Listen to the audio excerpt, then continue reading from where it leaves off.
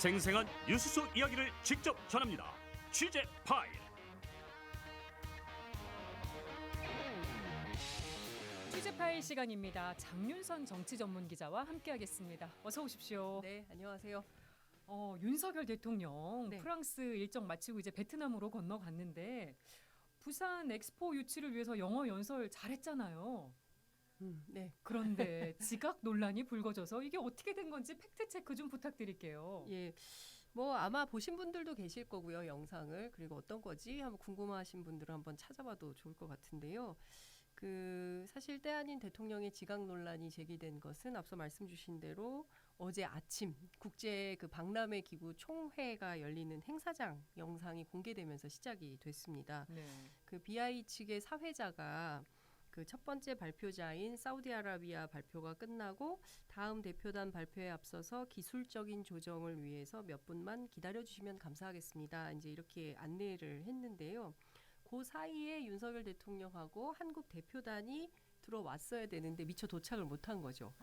그런 사이에 무대에 스크린이 돌아가고 있었는데 그때 이제 부산 세계 박람회 홍보 영상이 약 1분 정도 먼저 나간 거예요. 그러면서 대통령이 지각했다 막 이러면서 그 사이에 사회자가 막 안돼 막 이런 팔을 휘젓는 모습이 나오고 뭐 이러면서 이제 상황이 뭐 나온 이런 상황인데요. 그러니까 제가 보기에는 이게 꼭 지각이라기보다는 원래대로 한다면 미리 와서 도착해 있고 영상이 나오고 이랬으면 좋았을 텐데 현장에 어쨌든 와 있었다는 거니까요. 지각보다는 어떤 해프닝성 사건이 아닌가라는 생각이 좀 듭니다. 그러니까 취재를 해보면 기자들, 현장에 가 있던 순방 기자들도 왜 이런 상황인 거지? 처음에는 이게 뭐지? 왜 이렇게 돌아가지? 뭐 궁금증을 표했다는 거예요. 근데 이제 대통령실 설명을 듣고 수긍을 했다는 내용이 나와 있는데요. 관련해서 제가 탁현민 전 의전 비서관에게 물어봤습니다. 이런 상황을 어떻게 봐야 됩니까? 라고 물어봤더니 통상 이런 행사는 미리 가서 앉아있는 게 맞다. 네. 그리고 순서가 되면 올라가고 그 앞전 나라의 브리핑, 그러니까 PT도 좀 보고 뭐 이렇게 하는데 어찌됐든 대통령실 해명은 미리 도착해 있었다는 거거든요. 미리 도착해 있는데 행사장에는 안 왔다면 대기실에서 대기 중이었을 가능성이 높은 뭐 이런 상황인 건데 호명하면 들어가려고 했는데 그게 좀 아기가 잘 안 맞았던 거 아니냐. 그리고 영상이 먼저 나오면서 벌어진 그런 해프닝인 것 같다라고 얘기를 좀 하는데요. 저는 이런 생각이 좀 듭니다. 그러니까 지각 논란이 빚어지니까 대통령실 핵심 관계자가 이런 얘기를 해요.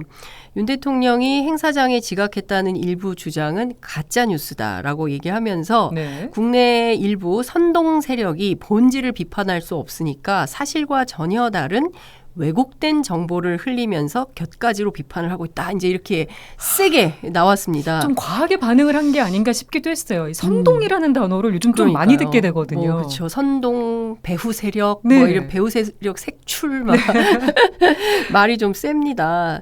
근데 저는 좀 너무나 좀 예민하고 과격한 대응을 하고 있는 것이 아닌가라는 생각이 좀 들고요. 어쨌든 국민들이 궁금해하고 알고 싶어하는 내용이 있다면 친절하게 잘 알려주는 것도 대통령실 홍보수석실의 역할이 아닌가 싶습니다. 이게 너무 경직되게 왜곡, 선동, 가짜뉴스 뭔가 범죄자를 색출할 것 같잖아요. 근데 그게 아니라 저 PT가 돌아가고 사회자가 당황한 것 같은데 우리 대통령 어디 갔지? 왜 안 나온 거지? 무슨 일이 있었던 걸까? 혹시라도 무슨 사고가 있었나?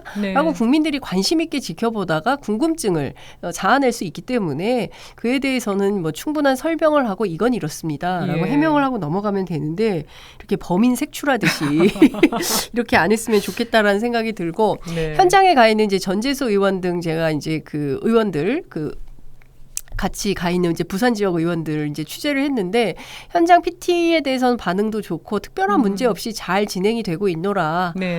관련해서는 귀국해서 또 여러 언론을 통해서 말씀드리겠다 이렇게 전하고 있습니다. 그래서 특별한 일은 아니었던 것 같다 이렇게 정리할 수 있을 것 같습니다. 해프닝조차 없었다면 더 좋았겠지만 그렇죠. 또 큰 문제는 아니었던 걸로. 그리고 수능 얘기도 좀 해볼게요. 이게 논란이 가라앉지가 않고 있습니다. 일파만파 계속 커지고 있습니다. 정치권에서도 지금 공방이 이어지고 있는데 준비된 음성 듣고 얘기 이어가 보겠습니다. 예. 수능 시험을 중심으로 한 교육계 이권 카르텔이 존재하는지 한번 지켜보시죠. 불특정 다수에게 피해를 주면서 그 피해를 바탕으로 해서 자신의 이익을 취하는 것은 이건 초과 이윤을 취하는 것은 이거는 범죄입니다. 대통령의 말 한마디에 교육 현장이 그야말로 아수라장 쑥대밭이 됐습니다. 수능을 5개월 앞둔 수험생들은 발만 동동 구르고 있고 학부모들은 속이 시커멓게 타들어갑니다. 지금 수능 논란 보면 여야의 시각이 확연하게 다릅니다. 네. 지금 여당은 이권 카르텔 언급하면서 사교육계를 비판하고 있고 야당은 불필요한 혼란을 만든 건 대통령이었다는 주장입니다. 이번 사안의 본질, 이 정치권에서도 공방이 이어지고 있는 상황 어떻게 보세요?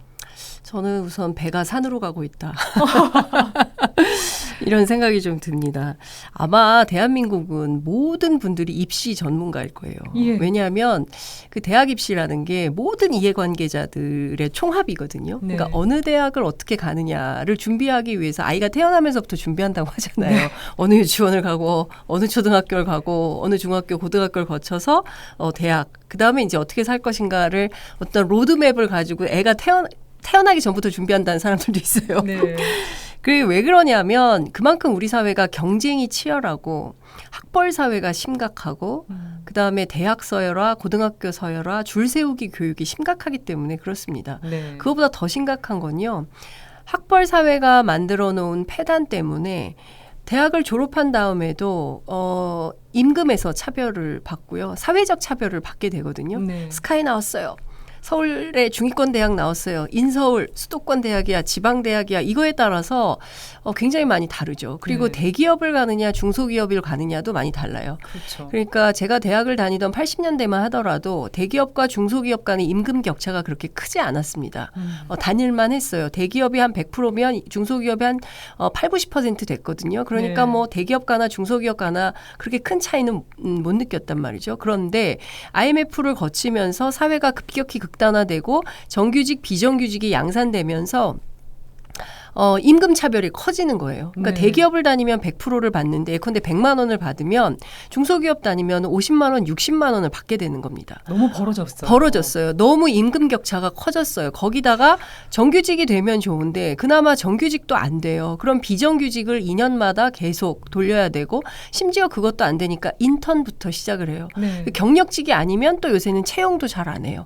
그러니까 너무 이게 대학을 졸업해도 취직이 또 안 됩니다. 저는 이게 입시 제도를 손질하고 뭐 킬러 컨텐츠가 뭐냐 이게 중요한 것이 아니라 정치권에서는 아이들을 행복하게 길러야 되잖아요. 네. 뭐 행복은 성적순이 아니라고 맨날 그러면서 애들을 성적순으로 줄 세운 다음에 서울대, 연대, 고대부터 쫙 카스트처럼 계급을 나눠서 사람들이 살 수밖에 없게 만드는 거 아닙니까? 네. 그러니까 저는 이 근본적인 문제를 해결을 해야 되는데 당장 수능 150일 남았습니다. 네. 150일 남았는데 갑자기 수능 난도에 정치권이 개입을 하기 시작하는 거예요. 대통령이 됐든 교육부 장관이 됐든 심지어 우리 그 교육과정 평가원 원장이 됐던 그 누구도 수능 난도에 대해서는 개입해서도 안 되고 예. 할 수도 없다고 얘기를 합니다. 교육계 관계자들 얘기를 들어보면 왜 그러냐. 그 해마다 고등학교 3학년 아이들이 다 다르다는 거예요. 그렇죠. 그 아이들을 대상으로 첫 번째 시험을 보는 게 6월 모의고사입니다. 네. 그래서 6월 모의고사 봤더니 아이들이 어렵다고 하네, 쉽다고 하네, 이걸 가지고 난도 조절을 해서 9월 모의고사를 또 내는 거예요. 그렇죠. 그다음에 9월 모의고사를 가지고 6모, 9모를 평가해서 수능으로 가는 겁니다. 매년 다르다는 거예요. 그래서 출제위원들끼리 모이면 야 이건 진짜 신의 경지다. 아무도 모른다. 이런 얘기를 한다는 겁니다. 그리고 오늘 뭐 이조 장관도 인터뷰했지만 킬러 컨텐츠가 문제라고 하는데 킬러 컨텐츠가 뭔지 얘기를 정확하게 못하고 있어요. 그러니까요. 왜냐하면 자 이거는 킬러 컨텐츠야 라고 내는 게 아니라 아이들이 보고 와 이건 킬러 컨텐츠야 라고 느낀다는 거죠. 의도하지 않았는데 그렇습니다. 킬러 문항이 되는 되기도 경우도 해요. 하고 또 작정하고 냈는데 애들이 잘 푸는 경우도 예. 있고 뭐 이런 겁니다. 그러니까 이거를 알 수가 없는 거예요. 근데 이제 이걸 가지고 계속 논란을 하니까 결국은 고등학교 3학년 교실이 발칵 뒤집힌 거고요. 학부모님들 난리신 거고요. 거기다 교사들 난리죠. 앞서 말씀드린 대로 학원가도 또 난린 겁니다. 거기다가요. 지금 평가원도 감사한다 그러죠. 교육부도 감사한다 그러죠. 그러니까 평가원도 난리죠. 그리고 교육부도 지금 정신이 없는 거예요. 대입국장이 또 경질됐잖아요. 그렇습니다. 지금 당장 9월 모의고사 준비하려면 7월 초에는 이분들이 다 핸드폰 뺏기고 해가지고 들어가서 출제위원 어디 강원도 산골에 가가지고 예. 꽁꽁 묶여서 시험 문제를 내야 되는데 아무도 들어가려고 하지 않는다는 거예요. 부담스럽죠. 구속을 각오해야 돼. 아니 왜냐면 방통위 같은 경우 이렇게 어수선할 때 들어가면 네.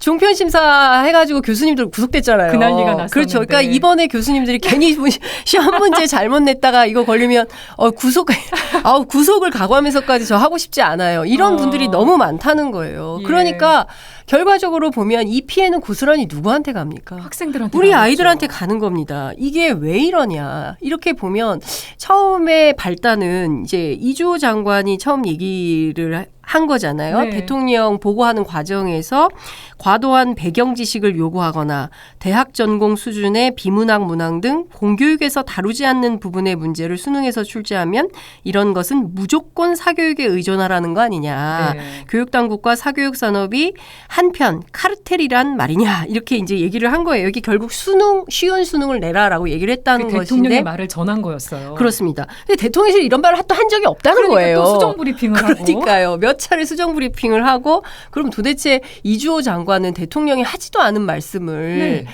나와서 브리핑을 했다는 겁니까? 그래서 경고를 또 받고. 그리고 경고도 받고 이게 뭐가 이걸 한 나라의 장관이 그때 우리가 이게 처음이 아니지 않습니까? 네. 주 52시간 노동시간 문제 작년에 그때 노동부 장관이 정규 브리핑에서 얘기한 건데 그 이튿날 대통령이 뒤집어졌어요. 그렇습니다. 그 도어 스태핑하면서 그렇게 안 한다고 얘기를 했어요. 그다음에 만 5세 입학도 그랬습니다. 네. 노동시간 69시간제로 또 얼마나 난리가 났습니까? 혼선이 빚어지고 대통령 책임은 아니고 그다음에 여당이라는 사람들은 전부 용비어천가를 또 부릅니다. 우리 대통령이 잘못한 건 아니고요. 입시 비리 수사를 많이 했기 때문에 입시 전문가시고요. 저는 배울 게 많고요. 비슷한 흐름으로 지금 가고 있는. 있습니다. 그래서 제가 보기에는 이게 변죽만 울리고 또 이런 식으로 끝날 가능성에 대해서 벌써부터 교육계에서는 걱정과 우려가 터져 나오고 있는 상황입니다. 일단 올해 수능에서 킬러 문항은 배제를 한다고 했는데 네. 지금 사교육 때려잡기냐 이런 얘기가 나오고 있습니다. 당장 오늘부터 이제 사교육계 불법 행위를 집중 단속을 시작을 했는데 네. 이주 교육부 장관이 이런 말도 했더라고요. 사교육계가 아이들을 불안하게 해서 또 학원으로 내몬다. 이 사교육계에 대한 불신이 되게 깊어 보이는 발언이었는데 이 상황은 또 어떻게 보십니까? 그러니까 저는 이런 생각이 들어요. 지금 보면 이제 그 사교육비가 사실은 많이 듭니다. 네. 우리가 그 자녀 한 명 키우는데 3억 6,500만 원이 든다 그래요. 이게 이런 통계가 어디서 나왔냐면 북경의 베이징의 위화 인구 연구소에서 자기네 나라 연구를 하려고 했는데 중국의 사교육 문제가 심각해서 연구를 하려고 했는데 하다 보니까 한국이 1등이 나온 거예요. 그러니까 중국이 2등인데 중국도 1인당 우리가 1인당 GDP의 7.79배인데 중국이 6.9배. 그러니까 중국도 많은 편이죠. 1억 네. 얼마가 든다고 하는데요. 왜 이렇게 양육비가 많이 드냐? 과도한 사교육비 지출이 확인이 좀 됐어요. 교육부가 2022학년도 초중고 사교육비 조사를 했더니 예. 그 결과 초중고 사교육비 총액이 26조 원으로 역대 최고치가 나왔습니다. 네. 사교육을 받은 사람이 얼마나 되냐? 78.3%. 그러니까 아이들 4명 가운데 셋은 네. 그 학원 다 가고 있다고 봐야 되는 거죠. 학원 안 다니는 애들이 사실 드물잖아요. 근데 이것도요, 저희가 이제 서울 수도권에 있으니까 그렇지만 또 지역으로 가면 이 교육 양극화 문제가 굉장히 심각합니다. 그러니까 서울 수도권에는 동네마다 있는 이제 스터디 카페라는 네. 게 경북 산천에는 하나도 없대요. 그래서 그러니까 그렇죠. 그러니까 이 일타 강사들의 그 강의료 100억씩 벌 수 있는 가장 큰 이유가 온라인 강의인데 이 온라인 강의를 듣는 게 바로 그렇게 지역에 있는 학생들이든가 접근성이 좋으니까. 그렇습니다. 외국에 있는 학생들이 온라인으로 강의를 듣기 때문에 그걸 또 돈을 많이 버는 거예요. 그러니까 그건 별건으로 제가 따로 말씀을 드리도록 하고 예. 그러면 1인당 학생 사교육비가 얼마냐? 52만 4천 원. 아마 수도권에 계신 분들은 무슨 소리야 더 많이 드는데 이게 평균이다 보니. 그렇습니다. 이제 이런 얘기들이 나오는 거죠. 돈이 많이 드는 건 사실입니다. 그런데요, 제가 최근에 공정 수능이라고 부르고 있어요. 네. 근데 이게 사교육비를 너무 많이 써. 그러니까 우리가 노후 빈곤이 생겨. 왜냐하면 교육비에 너무 많은 지출을 하니까 내가 쓸 돈이 없어. 그런 부모님들 계시죠. 예, 그런 게 하는 거죠. 이렇게 하다 보니까 결혼을 못해. 결혼을 못하고, 결혼을 해도 아이를 못 낳아. 아이를 못 낳으니까 결국 이게 저출산 문제야. 그러니까 사교육비를 때려잡으면 저출산 문제도 해결되고 노인 빈곤도 해결되고 모든 문제가 해결될 것처럼 얘기를 하는 겁니다. 그럴까요? 그러게요. 그러니까요. 저는 제가 앞서도 말씀을 드렸지만 아이들을 가장 불안하게 하는 요소가 뭘까요? 이 불확실성 아니겠습니까? 그렇습니다. 저는 앞서 말씀드린 대로 이 변별력이라는 이유로 시험 문제도 어렵게 내고 줄 세우기 교육을 하는 저는 이 폐단이 심각한 문제라고 생각합니다. 핀란드의 혁신교육을 하는 장관이 한국에 왔었어요. 네. 옛날에. 왔는데 이제 한 학교 현장을 가본 거예요. 운동장을 갔는데 아이들이 달리기를 하는데 딱 뛴 다음에 너는 1등, 2등, 3등, 4등 쭉 정하는 걸 보면서 너무 충격을 받았다. 아니 달리기조차도 등수를 해야 되는 거냐. 그냥 저희는 익숙한데 그런 핀란드 같은 소위 이제 북구라파, 이제 북유럽의 네. 그런 교육에서는 있을 수 없는 일이라는 거죠. 그러니까 저희는 반드시 이 정답이 있어야 되고 그렇기 때문에 정답만을 추구하다 보니까 아이들의 창의성이 떨어지고 국영수를 중심으로 달달달 언제까지 이렇게 할 거냐라고 해서 사실은 교육개혁 논의가 시작한 게 굉장히 오래됐습니다. 맞아요. 그래서 문제입니다. 그렇습니다. 그래서 2025학년도부터는 고등학교 고교 학점제를 도입을 해서 아이들이 자율적으로 다니면서 원하는 수업을 듣고 그 내용을 가지고 대학을 지원할 수 있도록 그 아이들이 2028학년도에 이제 대학을 입학하게 되는데 네. 그때부터는 지금과 좀 다른 시스템의 교육 환경이 될 거라고 생각을 했는데 실제로 경쟁을 촉발하는 자사고, 외고, 특목고 이거 다 남아있게 됐잖아요. 그러면 이 아이들이요 초등학교 때부터 입시 준비 안 할 수가 없어요. 그럼 중학교부터 전선이 생기는 겁니다. 이게 앞뒤가 좀 안 맞습니다. 정책이 되어버렸어요. 예. 그래서 제가 보기에는 이 상황이 계속된다면 혼란만 가중이 될 텐데 물론 지켜보겠습니다. 그 다음 주 월요일 그 사교육비 경감 대책. 네, 이주호 장관께서 사교육비 경감 대책을 내놓는다고 하는데 그것이 얼마나 국민들 피부에 와닿는 체감할 수 있을 만한 내용인 것인지 아니면 이번에 문제가 된 것을 표적을 일타 강사라든가 뭐 이렇게 돌리는 게 문제가 되는지 한번 살펴볼 필요가 있는데 어쨌든 그 이철규 사무총장이 그 초과 이윤 얘기를 했잖아요. 네. 근데 사실 이것은 경제학자들이 다 웃습니다. 제가 취재를 했더니요. 세상에 어떻게 자본주의 국가에서 누군가의 노동력을 정부가 어떻게 판단을 해서 무슨 기준으로 대가를 규정할 거냐.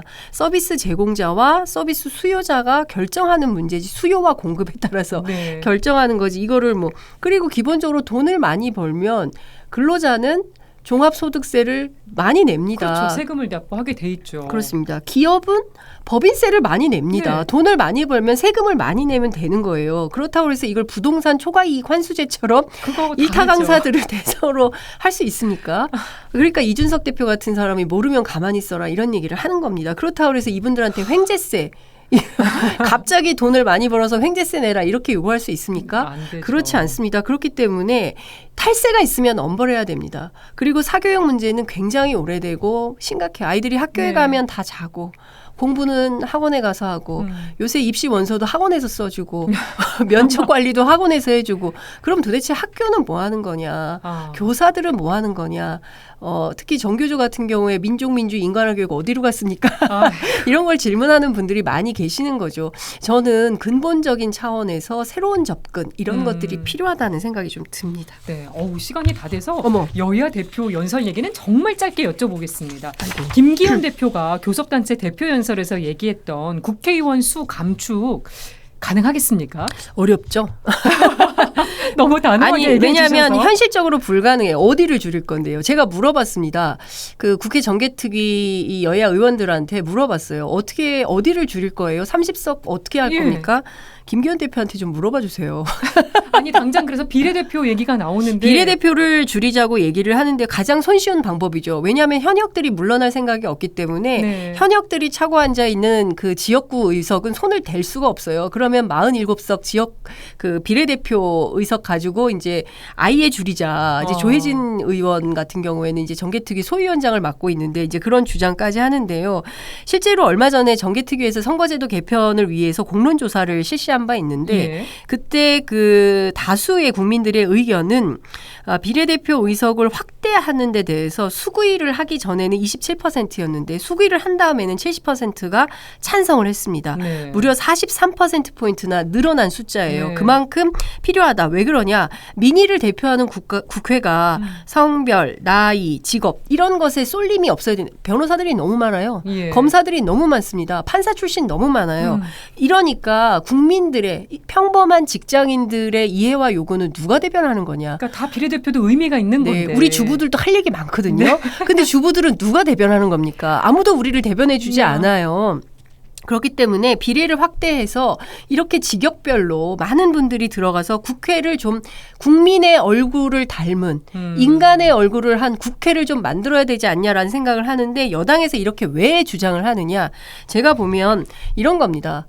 국민의힘은 이미 총선 시계가 째깍째깍 돌아가고 있고요. 이것은 총선을 앞두고 이른바 정치 혐오 그리고 국회 혐오. 국회의원 수 너무 많다. 그 사람들 쓸데없이 일도 안 하면서 국민 세금만 축내고 있다라는 여론을 등에 업고 국내 정치용으로 돌파해 보려고 하는 정치적 노림수가 깔려 있다. 그렇지만 이것은 너무 금방 보인다. 속이. 실현 가능성보다는 그렇습니다. 약간 총선을 염두에 둔 제안 아니었나.